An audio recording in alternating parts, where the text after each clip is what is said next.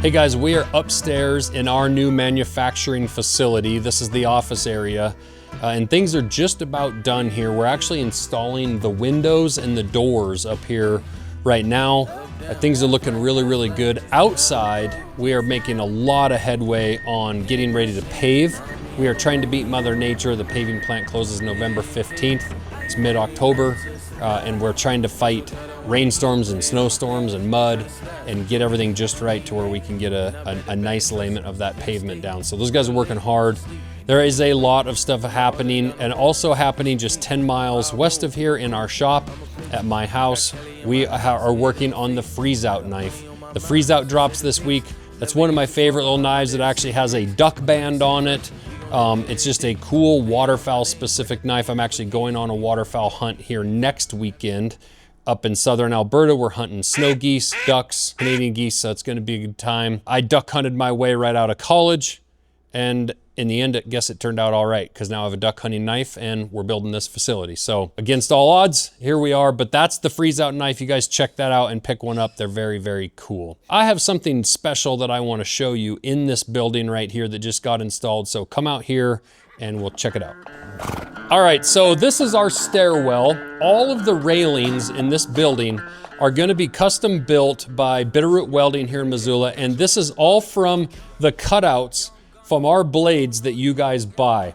So I've been saving these now for a year. This has been an idea I had from the very, very beginning, and it is to use these knife blanks as our railing. And so what does this knife blank, what do these cutouts mean to me?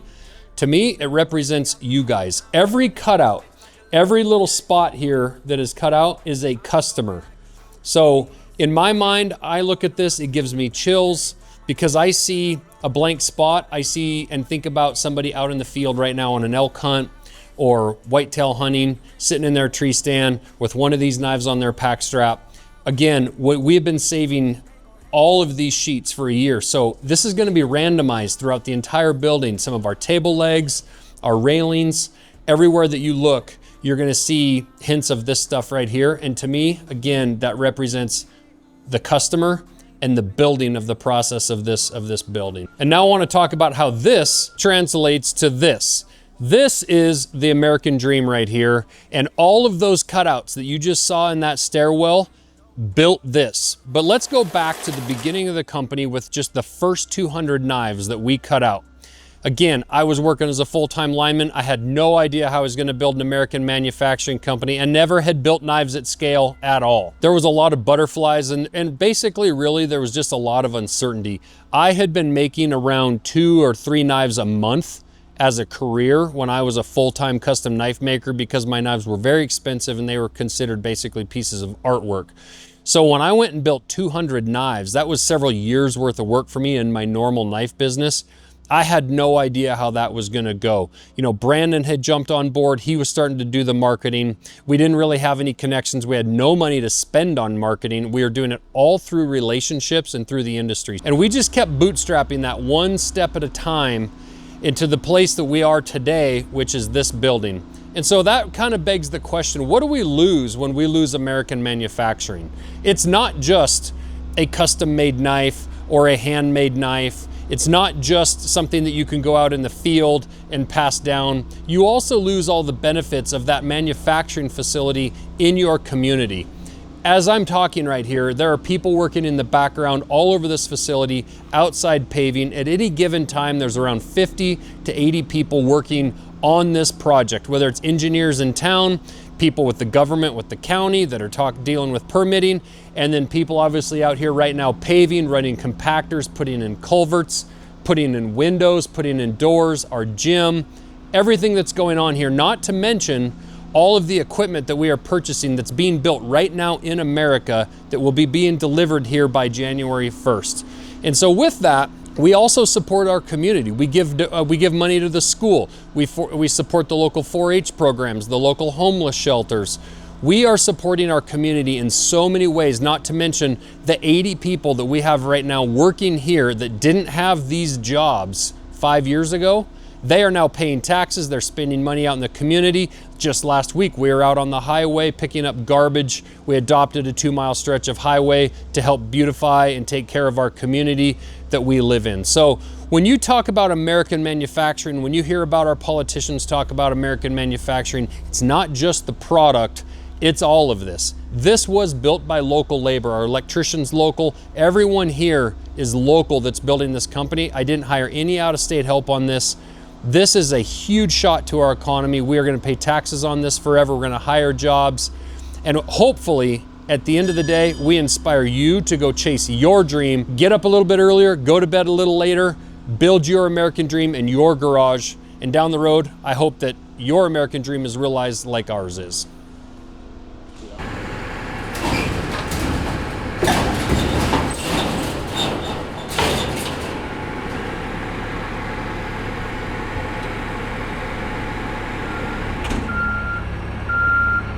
What's up, guys? It's Hank. We're out at the stockyards today. This is where I've been. This is my summer job. I've been out here cleaning all these, all the pens out. I've been using the torch cutter all summer, and today I'm just cleaning up some of this pig wire, putting it into the trailer. Some of them were separated, like feeders and stuff, and they'd use to separate kind of the hay. I've made a big pile, and it's now all tangled up, and I've been trying to get it out, but I think my dad's getting a little soft hands, you know. He's in the office all day, taking phone calls. I got home from school today. He's sitting on the truck, taking a phone call, and I'm out here doing all the hard work. So, you know, someone's got to get it done.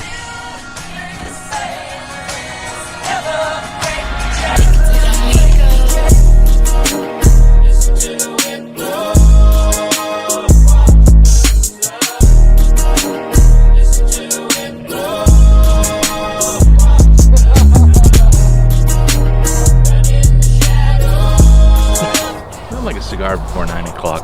They were like, hey, do you want to go outside and smoke a cigar? I was like, yeah.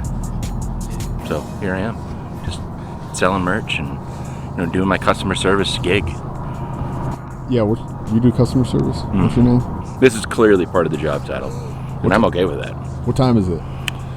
8:15 maybe in the morning. Perfect time. What time's your meeting? 9? Yeah, we'll be all right. So today we are shooting the new Blaze Trapper hat. Well, this is work. We got, good question. We got Torry here, he's smoking a cigar. You guys loved Torry in the Trapper hat smoking a cigar last time. We figured, let's just do it again. Why fix what's not broken? So we're out here in a field with the Can-Am. Shout out Can-Am. And Torry is smoking a cigar before 8:30. So It's a living. yeah, not a bad day at work. Not a bad day.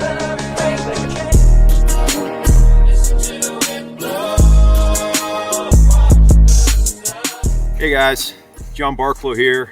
Just out here this morning doing some more survival videos. We've been talking about cold water survival this morning. Just how to prepare, how to make sure that you're ready for any of those what I call unplanned contingencies.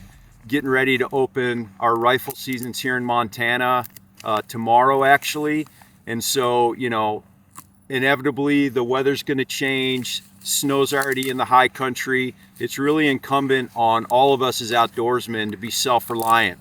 So, you know, I encourage you, if you haven't, to go and check out the survival series I've done with Montana Knife Company.